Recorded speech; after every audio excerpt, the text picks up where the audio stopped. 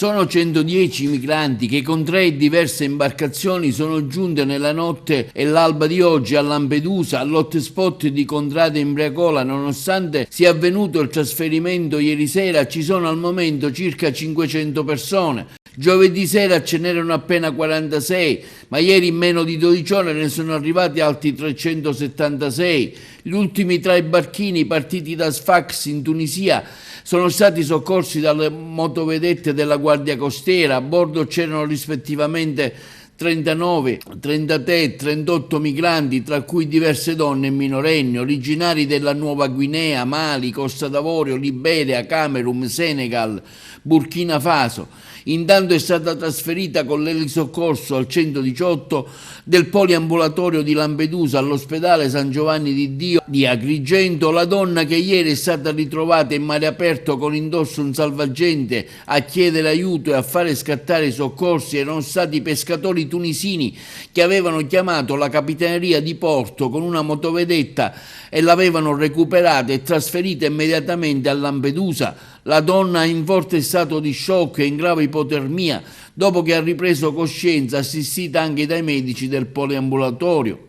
Intanto nella giornata di ieri ricordiamo che sarebbero morti di fame e di freddo le vittime dell'ennesima tragedia dell'immigrazione che è avvenuta nel canale di Sicilia.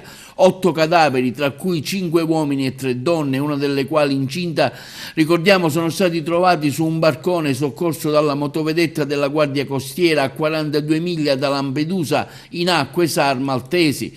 È straziante ovviamente il racconto delle 43 persone che hanno assistito alla scena e sopravvissuti. Una giovane mamma ha perso i sensi ed è morta, mentre il bimbo che stringeva tra le braccia è finito in acqua annegando. Stessa sorte è toccato purtroppo a un giovane che era svenuto. E intanto in merito interviene anche l'ex sindaco di Lampedusa Martello, attuale capogruppo del PD al Consiglio Comunale di Lampedusa, e afferma come la cosa più triste, al di là del dolore per l'ennesima strage di persone innocenti nel Mediterraneo, è che la gran parte dell'opinione pubblica si sta abituando a tragedie come queste. Ormai le vittime, continua Martello, sono solo numeri che occupano lo spazio di un titolo. Non voglio accusare nessuno, continua l'ex sindaco, ma certo non possiamo dimenticare che il governo Meloni si è insediato sulla base della promessa di risolvere i problemi legati all'immigrazione e finora, a parte slogan, promesse irrealizzabili e propaganda elettorale, non è cambiato nulla se non in peggio.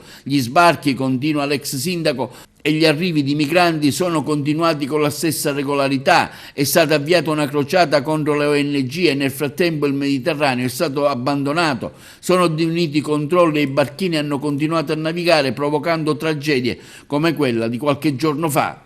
Fino a quando non ci sarà una vera presa di coscienza da parte del governo italiano e delle istituzioni, conclude Martello, e fino a quando non si avvieranno politiche e azioni mirate e coordinate con gli altri paesi coinvolti per rendere le migrazioni ordinate, regolari e sicuri, le stragi del mare purtroppo continueranno.